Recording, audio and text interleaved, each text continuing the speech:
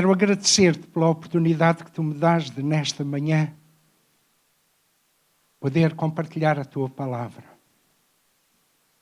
Não é fácil, Senhor, porque é a tua palavra, a palavra do Deus, Criador dos céus e da terra, mas é ela que nos dá a esperança, nos dá o alento e o ânimo para nós prosseguirmos. Não conheces todas as vidas que aqui estão, mas tu conheces cada coração.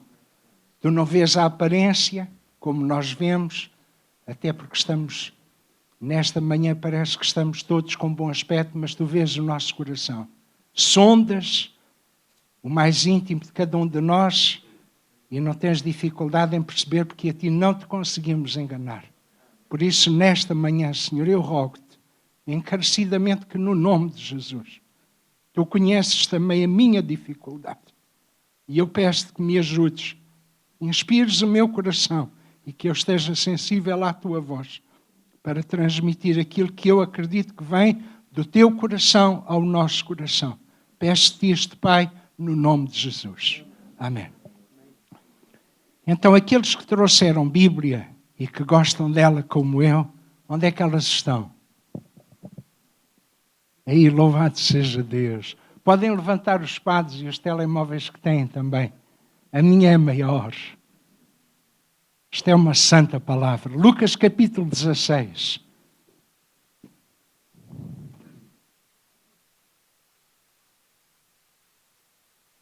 Eu cada vez sou mais surpreendido com esta palavra. Eu amo-a tanto, gosto tanto e se eu conseguisse que vocês a amassem mais ainda, era fantástico. Há alguém que esteja connosco pela primeira vez? Oh. Como é que se chama? Rema? Oh, então nós vamos falar do Logos. Bem-vinda, no nome de Jesus. Vamos dar um aplauso, pode ser? Bem-vinda. A nossa casa é a sua casa. A casa do nosso Pai é nossa. Desfrutemos dela. Lucas capítulo 16 conta a história de um homem ou de dois. Ora, havia um homem rico e vestia-se de púrpura e de linho finíssimo e vivia todos os dias regalada e esplendidamente. Entendem mais ou menos como é. Não é bem como nós vivíamos antes, mas percebem a expressão de Jesus. Percebem? Um homem rico que vivia abastado e então eu penso que não era linho finíssimo para que se visse a nudez, mas era coisa de qualidade. Havia também um certo mendigo, aqui já nos identificamos mais, chamado Lázaro, que jazia cheio de chagas à porta daquele e desejava alimentar-se com as migalhas que caíam da mesa do rico, e os próprios cães vinham lamber-lhe as chagas.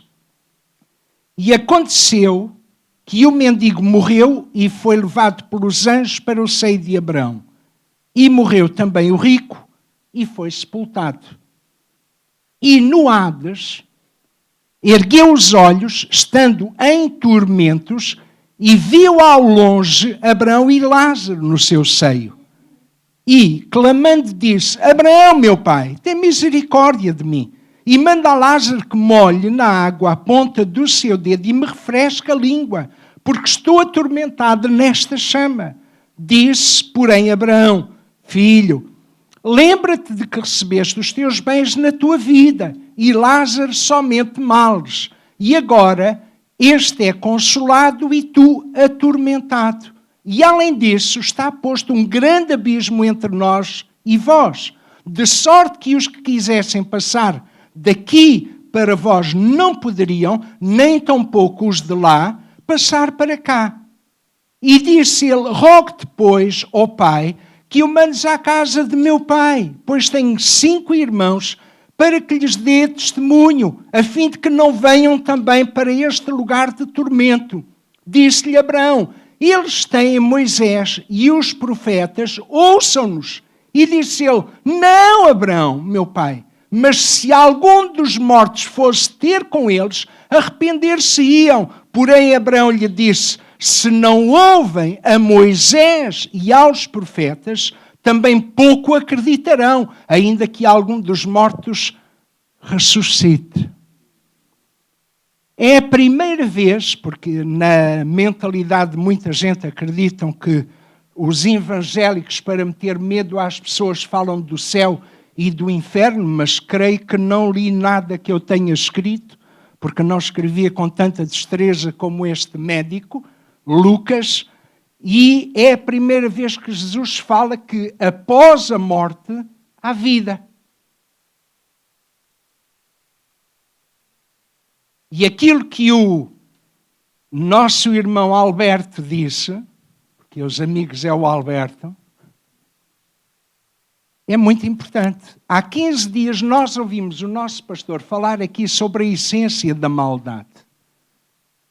E eu não posso deixar de pensar nisso, porque este é um problema grave que afeta muita gente. Há muita gente que diz, sabe, a vida é minha e faço dela o que eu quiser. E deixe-me eu dizer-lhe, eu concordo consigo a 200%. Agora, tem é que me dizer como é que conseguiu fazer com que viesse a este mundo. Decidiu o dia e a hora, bateu no ventre de sua mãe e disse, é hora de eu nascer. Eu vou quando eu quiser, eu vou aparecer lá, vou existir como os outros, mas eu tenho direito sobre a minha própria vida. E pronto, eu acredito que seja assim, porque você é diferente, tem uma forma de pensar diferente, a vida é sua, faz dela o que quiser. Só que a vida não termina no túmulo. A vida vai continuar. E aquilo que aqui escolher é muito importante. Houve um sábio no passado que disse, lembra-te do teu Criador nos dias da tua mocidade. Porque os jovens pensam que não vão envelhecer. Eu já tive a vossa idade, não parece, eu sei. Já tive a vossa idade, já não tenho. Aliás, tenho, mas mais alguma coisa por cima. Tenho passado por aí. Mas lembra-te do teu Criador nos dias da tua mocidade, antes que cheguem os anos e venham os maus dias, dos quais venhas a dizer, não tenho neles contentamento. Nós olhamos para nós e ainda estamos naquela fase de não sei se quero, não sei se não quero. Vou deixar mais algum tempo, vou deixar passar o tempo, vou deixar ver como é que as coisas vão acontecer. Mas a Bíblia fala sobre isso. Lembra-te do teu Criador nos dias da tua mocidade. É quando estamos mais, vamos dizer, intelectualmente preparados para perceber que nós não aparecemos aqui do nada. Houve alguém que ainda tem o poder da vida para dar e para tirar, quando ele achar que é conveniente. E os santos que partem nunca ficam a perder. Não é derrota, é vitória. É vitória. As escolhas são tuas e ninguém aqui te quer impor nada. E a nós não tens que responder, mas tens que ter cuidado contigo, porque quando nós vamos ao lar das pessoas mais idosas, que neste caso ainda não estou lá, pela graça de Deus, e não estou a pensar ficar velho, só idoso.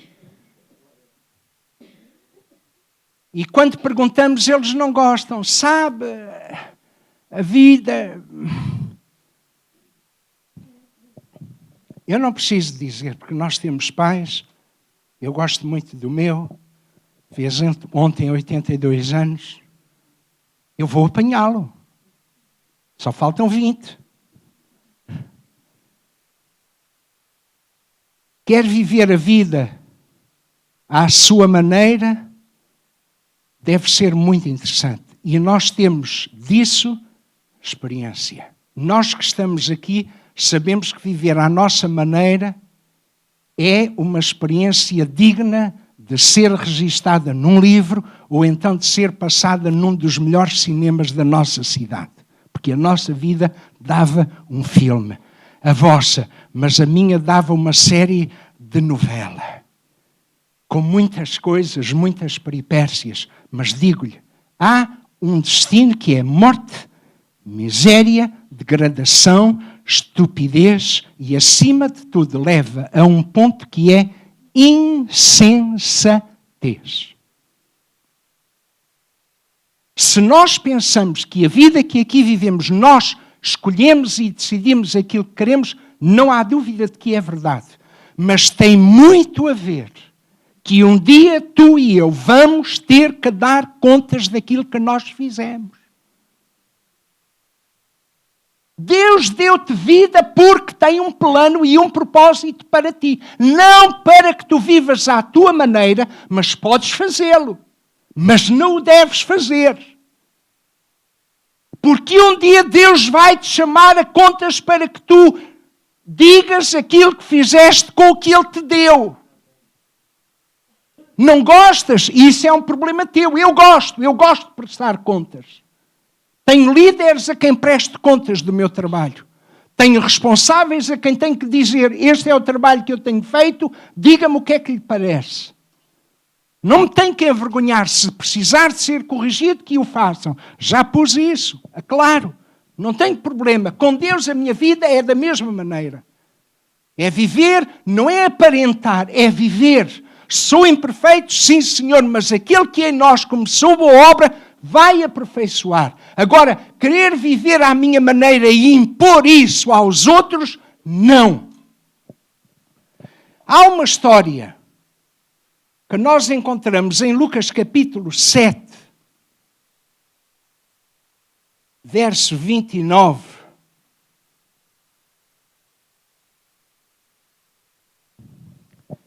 Que diz assim, quando Jesus dá testemunho de João Batista, ele não é João Batista, nós é que nos habituamos a chamá-lo assim, mas o nome dele era João. E ficou o Batista porque batizava. E então chegou como, não sei se alcunha ou cognome, Batista. E então quando ele pediu aos discípulos, vão lá saber se é este aquele que havia de vir ou se esperamos outro. E então ele disse, olha, vão e digam aquilo que vocês viram. Os cegos vêm, os coxos andam, os mortos ressuscitam, aos pobres é anunciado o Evangelho. E depois Jesus dá testemunho dele. E diz, daqueles nascidos de mulher, ninguém há maior do que João Batista, mas o menor no reino dos céus é maior do que ele. As coisas de Deus não se compreendem assim. Às vezes nós pensamos, o maior, e entre os discípulos discutiam, quem é o maior entre nós? E alguns tinham o nariz empinado, se houvesse possibilidade de fazer a fotografia deles, alguns eram os maiores.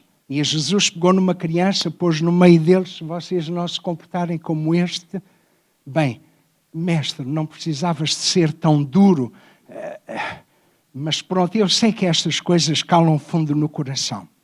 O que é que João veio fazer? Veio batizar, para que as pessoas se arrependessem e se voltassem para Deus.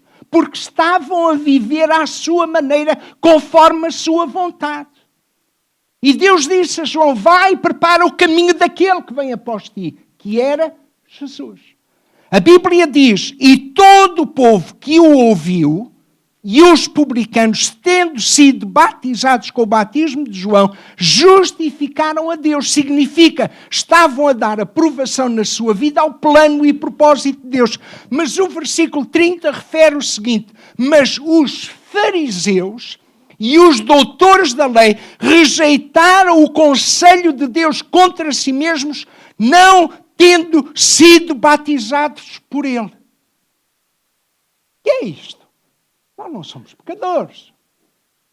É a pior coisa que pode haver. É a tal essência que o pastor falou. É não reconhecermos a necessidade de Deus, do seu plano e do seu propósito para a nossa vida. Os publicanos e os pecadores vinham, mas estes disseram, nós não precisamos. O próprio Jesus foi. E João disse, porque é que tu vens para que eu te batize? Eu é que careço. E ele disse, não, vamos para cumprir toda a justiça de Deus. E Jesus foi batizado, não porque fosse pecador, mas para concordar com o plano e propósito de Deus, para dar exemplo. Mas alguns acham que estão acima disso. Eu não preciso de Jesus, sabe? Eu aqui vir-me sozinho. Havemos de ver. Ainda não acabei. O que é que esta gente estava a fazer com a sua vida? Pelo facto de não aceitar o plano e propósito de Deus. Repare na coerência do capítulo 15 deste mesmo livro. E chegavam-se a ele todos os publicanos e pecadores para o ouvir. E os fariseus e os escribas... Espera, parece-me que foram as pessoas que eu falei há bocado. Era? Aqueles que não queriam saber, eu ser batizado, não, isso é para os ímpios. Isso é para aquela gente, vocês... Não, isso não faz sentido. E diz, e eles murmuravam e dizendo, este recebe pecadores e come com eles. Onde é que está a coerência desta gente? No capítulo 7, se vocês tiverem dificuldade em abrir e não aparecer ali, no capítulo 7 de Lucas, versículo 36, diz o seguinte: e rogou-lhe um dos fariseus que comesse com eles. Espera lá. Então, mas eles criticavam Jesus porque comia com os publicanos e os pecadores, mas eles também gostavam de comer com ele? Onde é que está a coerência? Você diz que não quer, mas quando está em dificuldade, de quem é que se lembra?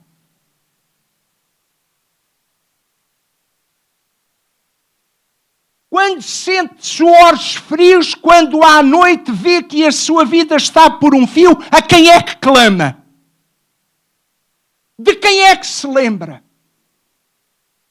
E há tanta interjeição que os portugueses são ricos no uso. Ai, meu Deus! Oh, Senhor! Oh, Jesus! Mas não querem saber dele. Mas quando estão aflitos é a primeira coisa de que se lembram. Mas quando as coisas estão bem, não faz falta. Eu vou andando. No capítulo 11, versículo 37 do mesmo livro, nós lemos assim: e estando ele ainda falando, rogou-lhe um fariseu que fosse jantar com ele. Então queixavam-se que Jesus comia com os publicanos e com os pecadores. Jesus comia com todos aqueles que solicitassem a sua presença. Não tinha dificuldade de comer com quem quer que fosse. Tanto estava com o doutor da lei numa noite para lhe dizer: tu precisas de nascer de novo, como junto a um poço para dizer a uma mulher: se tu soubesses quem te diz ou quem te pede água, tu lhe pedirias e ele te daria água viva. Tanto estava com uma prostituta como com um homem soberbo e orgulhoso da sua posição. No capítulo 14, versículo 1, diz: e aconteceu num sábado que, entrando ele em casa de um dos principais dos fariseus para comer pão, eles o estavam observando. Porque normalmente as pessoas que não querem saber de Deus são incoerentes. Eu não quero, mas se ele puder dar uma ajudinha para que as coisas corram melhor. Olhe, Deus não é Deus de dar ajudinha. Ele dá quando você estiver disposto a render-lhe a sua vida. A entregar o senhorio da sua vida nas suas mãos. Confiar nele. Acreditar que ele é poderoso para o ajudar. Ele não está aqui para dar ajudinhas nem para safar de desenrascadas ou em problemas que se meteu. Ainda que o possa fazer. Ou não. Pode. Porque nós metemos-nos em tantas e às vezes metemos-nos em cada uma. Mas antes de voltarmos à tal parábola, porque eu não me esqueci, ainda lá vou, estou a começar a pregar. Já lá vamos. Jesus contou uma história e diz, e propôs-lhes uma parábola dizendo, no capítulo 12, verso 16, a herdade de um homem rico, este não se vestia de linho fino,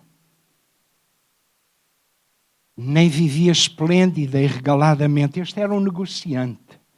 Tinha visão para o negócio, tinha produzido com abundância. E ele razoava entre si, dizendo, o autor até consegue escrever os pensamentos que ninguém sabe e estão aqui porque o Espírito Santo traz à luz. Ele dizia, que farei? Não tenho onde recolher os meus frutos. isto dá tanto. Meus, isto é uma terra que mana leite e mel. Isto é fartura. Eu nem sei onde é que é de pôr tanta coisa. É como tu não sabes o que has de fazer à tua vida, porque ela está neste momento a sorrir. E depois continuou e disse: farei isto, derribarei os meus celeiros e edificarei outros maiores, e ali recolherei todas as minhas novidades e os meus bens. Eu não fazia isso. Eu deixava aqueles, construía novos e alugava os velhos. Ainda ganhava mais alguns tostões. É visão ou não é? Mas este não. Eu vou derribar. Não quero que ninguém fique com isto. Mas vou fazer maiores. E depois ele diz: e direi à minha alma: alma. Não, eu gosto disto. Se nós um dia pudéssemos fazer um sketch com isto, acho que saíamos daqui nas nuvens. Tens em depósito muitos bens, para muitos anos. Descansa, come, bebe e folga. Mas Deus disse: o quê? A vossa Bíblia diz o mesmo? Diz, mas Deus disse. Mas Deus não tem que intervir, porque a vida é minha. Os planos são meus, os propósitos são meus. Deus não tem nada a ver com isto. Deus não tem que se imiscuir nos meus assuntos, nas minhas coisas. Enganas-te. Tu vieste sem nada e vais daqui sem nada. Nem precisas de levar as mãos de fora do caixão para que isso seja verdade. Levas uma fatiota que os bichos vão comer. Não ponhas sapatos novos. Dá os sapatos novos a quem vive. Havia crentes que antes, quando partiam, diziam: olha, ponha também no caixão a minha Bíblia. Para quê? Deixe-a cá com alguém. Deixe-a cá com alguém como semente para frutificar numa vida. Não vai levar nada, não tem nada. E Deus intervém e diz: louco! Esta noite te pedirão a tua alma. Ele falou com ela e disse: tu tens em depósitos muitos bens. E Deus diz: não. Esta noite pedem a tua alma e o que tens preparado para quem será. Assim é aquele que para si ajunta tesouros e não é rico para com Deus. Se tu ainda não percebeste que a tua vida só faz sentido com Ele, estás perdido. Desculpa, mas estás perdido. A tua vida faz sentido quando Deus entra nela. Mesmo que tu não entendas, não percebas tudo. Deus ama-te. Deus gosta de ti. Tem um plano melhor que o teu. É louco, é insensato aquele que não é rico para com Deus. Agora vou ao capítulo 16. Até àquela parte em que a Bíblia diz que aconteceu que o mendigo morreu e foi levado pelos anjos. Espera lá. Então, mas quando nós morremos não somos levados num caixão, não há uma agência funerária que anda atrás de nós ou da nossa família a ver se consegue. Como é que este morre e vai para o seio de Abraão levado pelos anjos? E o outro é sepultado. Sabe, porque quem está de bem com Deus, Deus está cuidando. E quando for a hora, Deus diz: meu querido, o teu tempo ali acabou. E por razões que eu não entendo e que Deus entende, Deus diz: é tempo de tu vires para estar comigo. Eu quero que tu venhas embolsar aqui. E nós vamos. Agora, o rico é sepultado porque não tem esperança. Não tem nada. Vivia regalado esplendidamente. Mas não foi por isso que ele foi para um lugar de tormento por ser rico. Não. Não fica a pensar nisso. Senão, então, eu gostava de ser rico ainda. Eu já sou rico na fé, mas gostava de ter ainda uns tostões no bolso, porque se me viram ao contrário, por favor, não façam isso. Não sei nada. Porquê é que ele foi para lá? Porquê é que o mendigo foi levado para o seio de Abraão e porquê é que o outro foi levado para um lugar de tormento? Porque alguma coisa havia na vida de um que o outro não tinha.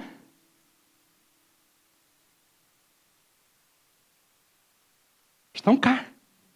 Eu vejo, não precisam de dizer.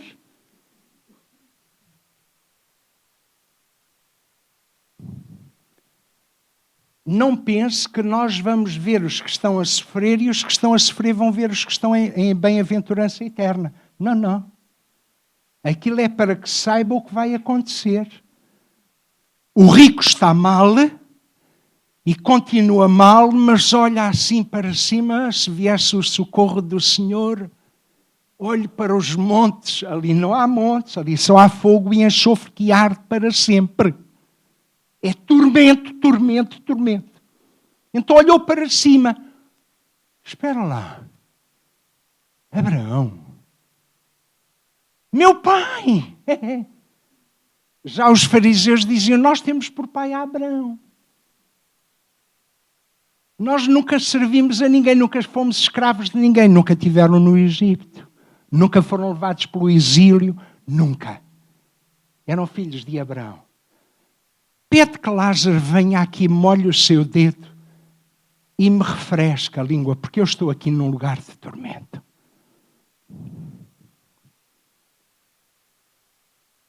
E depois diz assim: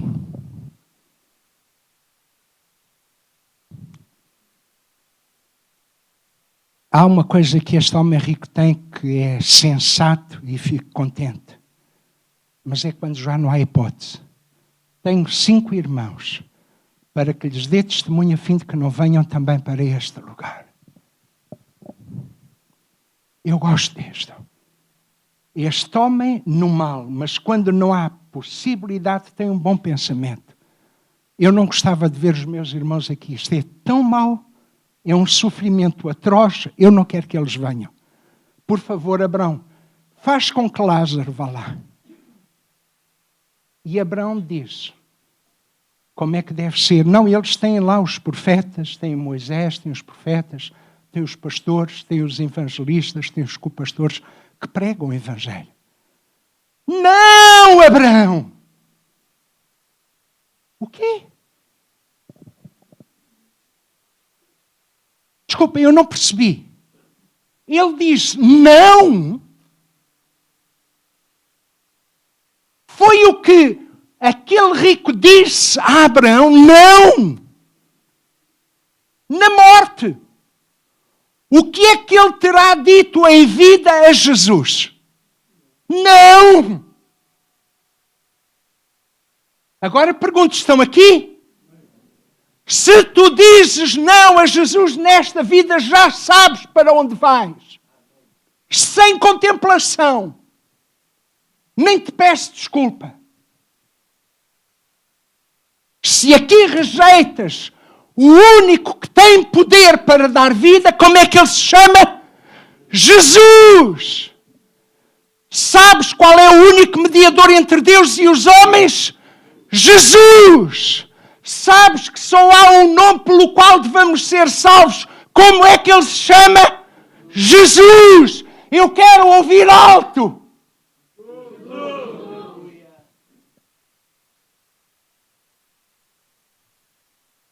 Quem é que deu a sua vida e recebeu um nome que está acima de todo nome e ao qual todo o joelho se dobrará e toda a língua confessará?